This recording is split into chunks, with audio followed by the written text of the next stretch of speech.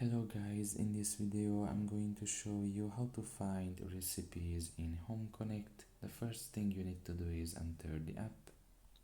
Once you are done with that and you are in the home page, you should look in the bottom of your screen and press on the recipes there. And here in this page you will be able to find the recipes.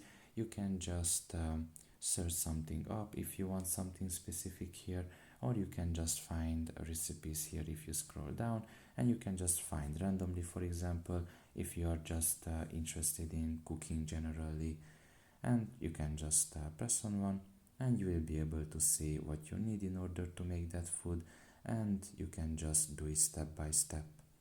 So that's pretty much it really. I hope this video was helpful to you. Thank you for listening and see you next time. Bye bye.